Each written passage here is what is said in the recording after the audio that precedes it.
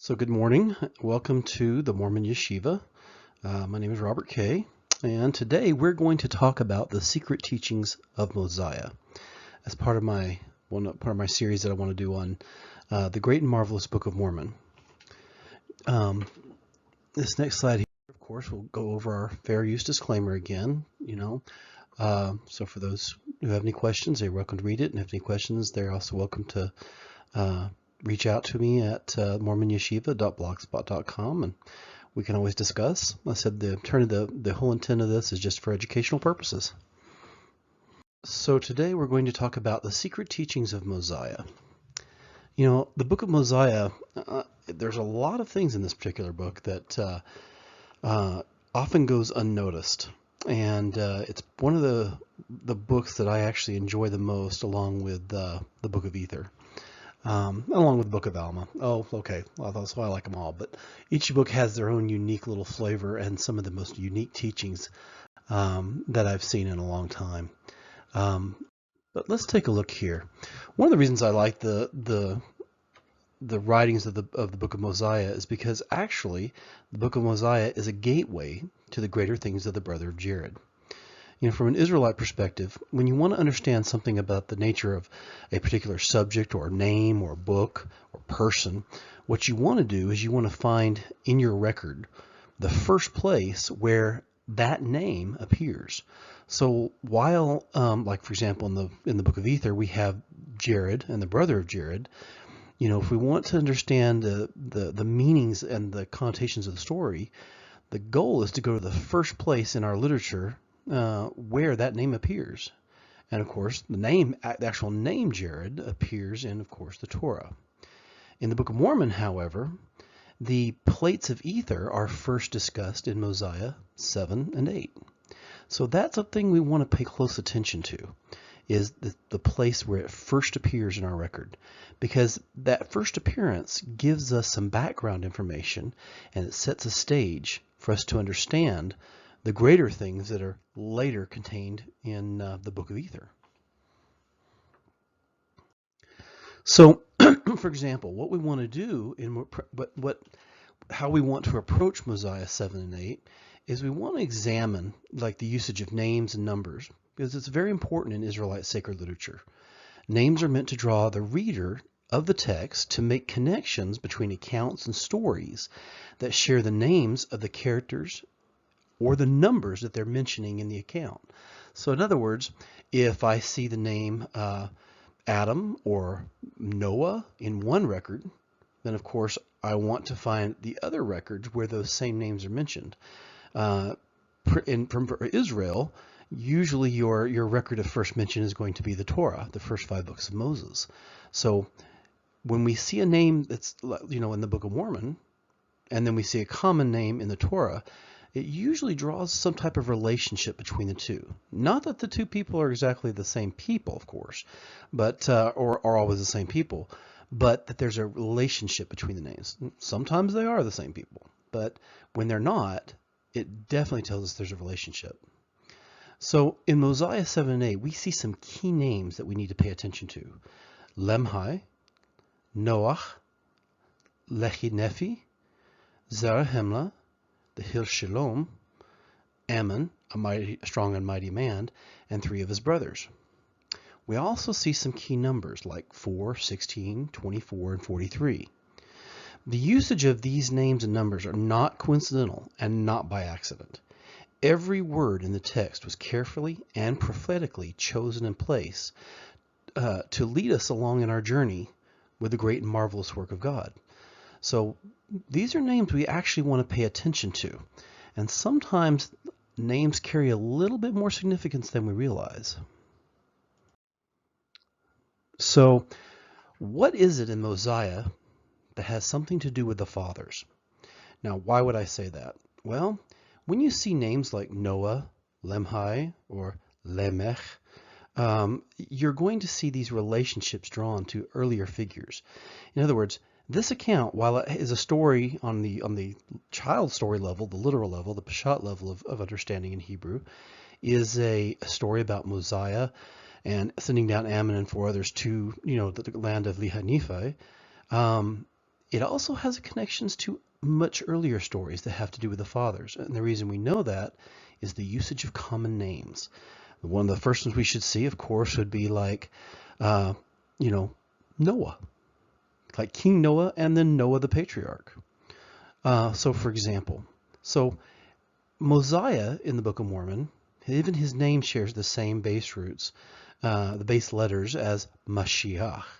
So in symbol form, Mosiah can symbolize the Messiah.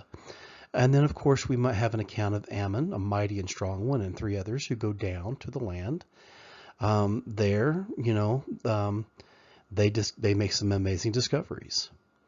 But when we see these names mentioned in a particular account, it should give us a prophetic marker that there's some type of relationship between the account of Mosiah and an earlier account. So let's take a look again at some of these prophetic markers. So King Noah would have a relationship with Noah. Limhi would have a relationship with Lamech. And how would you know that? Well, Limhi shares the same parent root as Lamech, Lamed Mem. King Noah, of course, Noach, shares the same word as Noah. So when we see those shared relationships, there's a connection. We just have to look for it. And it is intentional. So you also see prophetic markers with like the 4 men. Ammon, a mighty one, who was a descendant of Zarahemla, Amaleki, Chelem, Chem, and also you see the Lamanites with the dark skin and the people who are under bondage. All of these are symbols and prophetic markers of this text that should connect us to a much earlier account. So, what is that earlier account? Well, the actual story is connected to an earlier story. So King Noah in one story is going to give us a connection to another story. So way back in the day, there was a record called the Books of Adam and Eve. And in that record, there was a story related to Jared, the patriarch. His name means to descend or to come down. And it was a story about the children of Seth, and the children of Adam, of course, who lived upon a holy mountain. And at this time, at the time of the coming down or the descent, these children came down and were enticed down from this holy mountain by the children of Cain. And once they got down there, they couldn't get back. So in this story of the children of Seth, from the account of the book of Adam and Eve, Enoch said at that time he was already grown up, and in his zeal for God he arose and said, "Hear me, you sons of Seth, small and great. When you transgress the commandment of our fathers and go down from this holy mountain, you shall not come up hither again forever." So that's the backdrop behind that earlier story that is often found, and you'll see this book in like places like the Forgotten Books of Eden, the Pseudepigrapha, and other works that they really weren't sure who to attribute the work to. But in Jewish circles, there are many who consider the books of Adam and Eve, just like the books of Enoch, to be primary scripture on par with the Torah. In others, they're not, but in some, these books are considered on par with the Torah. So what was it about these books of Adam and Eve? Well, in this particular account of the time of Jared, the descendants of Adam, specifically the children of Seth, lived on a very high or holy mountain. And the children of Cain lived down way below it. And the two didn't mix. But during this time, Jared warned his children not to go down. I'm going to give you the truncated version here, because you can actually find this online at like sacredtext.com and other things in the second book of Adam and Eve. But basically, Jared warns the people not to go down. And of course, what happens? Well, the children of Cain that time go out and send their women out to dance before them, and they make music and all these things, and they entice the children of Seth to come down from the mountain. Once they come down from the mountain, they can't get back up.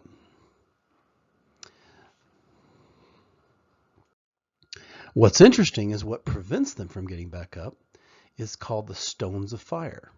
The flaming stones of fire prevented the children from getting back up, which is interesting because you'll see a relationship from this to the stones of Jared, which were illuminating stones that actually, in the other story of this other Jared who came from the Tower of Babel, it allowed them to go to the Promised Land. Whereas in this particular story of the children of Jared and in time of Adam, or the sons of Adam and Eve, these stones prevented them from ascending. So that's a very thing to remember for the future. There's a relationship there, and it's setting a stage that these two are somehow related. So basically, at the end of the story, the children of Seth could not be reclaimed. Enoch prophesied that they would all sooner or later go down, and then he, at the end of the story, returned to the land of life, which is interesting. So the second book of Adam and Eve is where you can get that account from. One of the translations is Rutherford Platt. It was done in 1926. But again, it's out there in various books. There are even some new translations, but I just use this one so that you can kind of see the idea. But the overall parallels are quite interesting. So we should see a connection in the two stories. In the record of Adam and Eve, we see 4 patriarchs going down to attempt to reclaim the children of Seth: Enoch, Methuselah, Lamech, and Noah. In the Mosiah account of 7 and 8, we see 4 going down to the land of Lehi Nephi: Ammon, a mighty one. Enoch was a mighty one. He was an angelified person. So it's drawing a parallel. Not that the people are the same people, but that the patterns are, you're meant to know that the patterns are the same, and that one, similar to what we call a half-Torah portion, is like a commentary on another. So for example, when Jews are often teaching, they'll have a Torah portion that they read. So like a set of scriptures right out of the Torah, might be in Exodus, Leviticus, or whatnot. Then they have a half-Torah portion, which is writings from the prophets that contain similar subject matter or related subjects that are meant to give additional commentary on the original story. So it's very similar to that, except in this case, the Book of Mormon, in my opinion, goes a quantum leap further.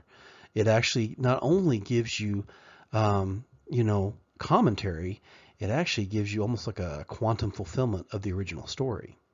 So in these two stories, you'll see a pattern of 4, like in the books of Adam and Eve, you'll see a pattern of 4 men, Enoch, Methuselah, Lamech, and Noah, going down trying to reclaim them.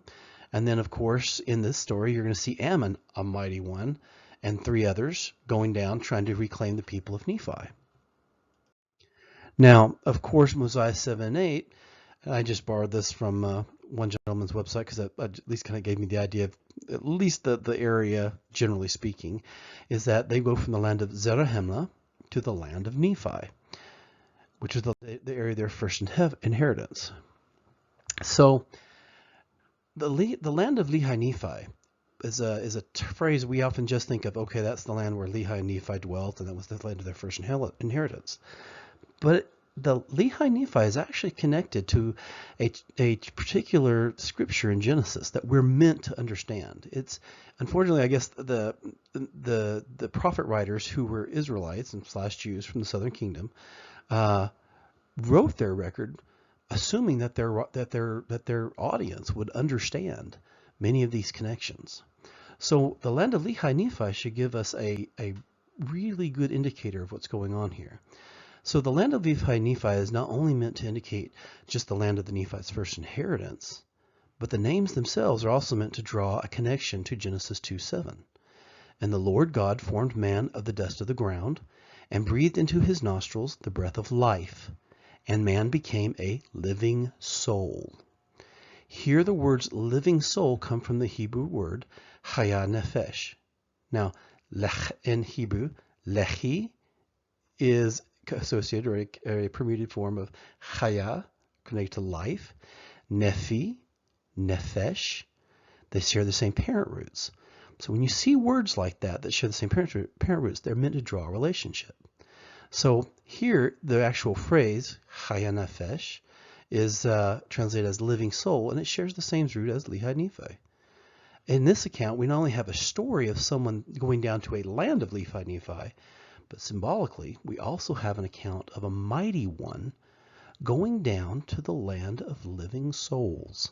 And that, brothers and sisters, is not by accident. So when we see that Lehi Nephi, not only they're going down to a specific land in the literal sense, the story is also talking about four people, or with a mighty one, very similar to Enoch and the three others, the patriarchs who went down to the valley below, and they're going down to the land of living souls. So let's examine the parallels in the story. So in the patriarch Jared's account, the children of Seth descend from the holy mountain. In Mosiah's account, the people of Zeniff descend from Zarahemla to obtain the land of Lehi Nephi. The patriarch Jared's account, the children of Seth leave the instructions of God and their fathers and go down. The people of Zeniff and under his son Noah leave the instructions of God and their fathers. Under the patriarch Jared, the children of Seth come into bondage to the children of Cain, who had a mark or skin of darkness.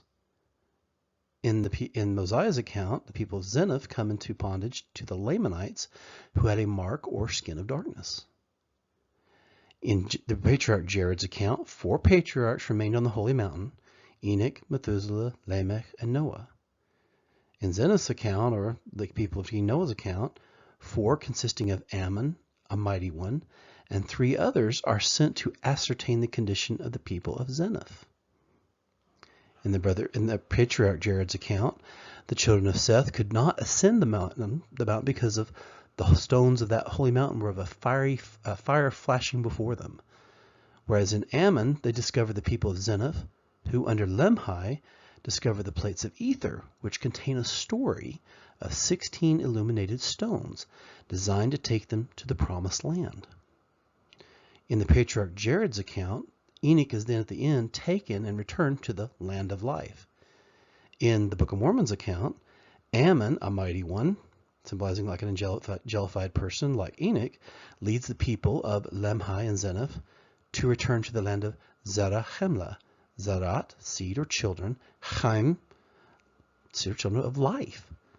So we see there's a great parallel here, where one story symbolically is being connected to the other. So in the first story of the patriarch Jared, we see a story where the people come down, and Jared dies. In this particular story, the people come down and they can't get back.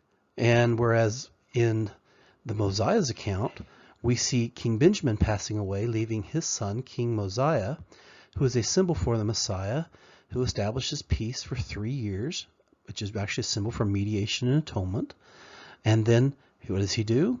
He sends messengers, 4 messengers, consisting of Ammon and 3 others, down to another land, a land of living souls, to ascertain what happened to those people. The difference in the account and the quantum leap forward is that in the people in King Limhi's case, they are able to ascend back. So the whole backdrop of this Mosiah 7 and 8 in this particular teaching is about descending and ascending.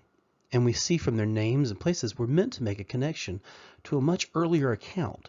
So it's understood that we would know these things.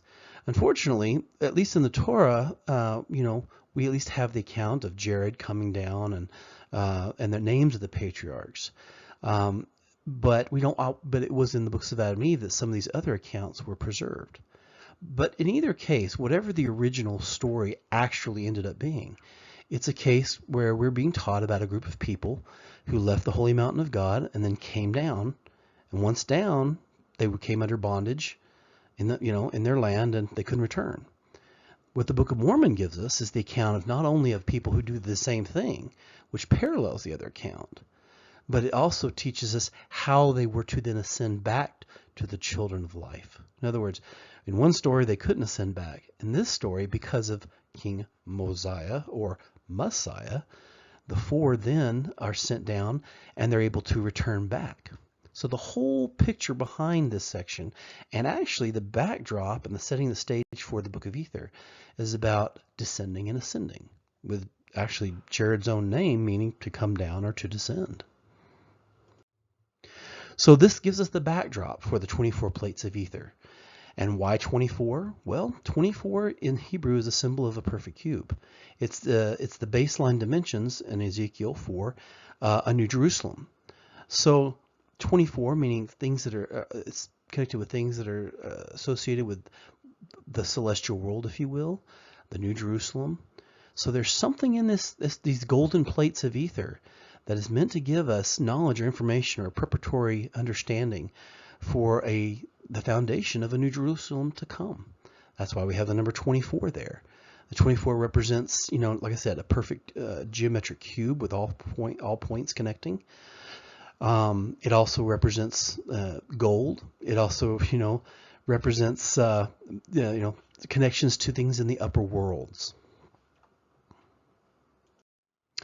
And of course, and I haven't gone into this one, we'll probably go this into in another teaching, but Mosiah 7 conceals a very ancient Israelite teaching that is much older and is connected with Exodus 14:19-21. A teaching, if you will, in what we call the roaring of the lions, the speech of angels. How were these people able to ascend? What enabled them to? Well, there's something encoded there that we're meant to rediscover, because it's a tool and a gift given, one of the betrothal gifts given to Israel, to help us to transform and prepare ourselves for the great and marvelous things to come. So when we talk about the secret teachings of Mosiah, and I know this is a pretty quick lesson here, this should give you an idea that at least on a very initial level, there's more than meets the eye here. So when you see common names and phrases that appear like Noah, King Noah, and then of course Noah in another thing, it's not that they're the same people. It's that the author put these things there and wrote them in a certain way, meaning to draw a connection, that there's some type of relationship between one story here and another story there. This particular teaching in Mosiah, not only being a literal account of what happened to their people, but written in such a fashion to connect the story to a much older story of Jared and his people coming down. And by doing that, we see that the Book of Mormon does contain much greater teachings than we realized. And we could spend more time and really sit down and delve into the symbols and into the actual verbiage that is used there, because they conceal many things. Many little phrases that are meant to draw your attention to other accounts. But the overarching message of the whole thing is that whatever is in this particular plates of ether, and in this place of first mention where the plates of ether were discovered, we're getting a whole backdrop of that. This whole thing is about a people that fell and descended down, how they're going to be reclaimed, the manner by which they're reclaimed, the teachings that they're also meant to have to reclaim them. Because without them, then we can't establish a New Jerusalem. So that gives us kind of an overview of the secret teachings of Mosiah in 7 and 8. And by the way, there are many others. So hopefully we'll take some time over the next few weeks and start to explore some of these more and more, and see what else we might discover. Thank you. I hope you've enjoyed, and have a great day.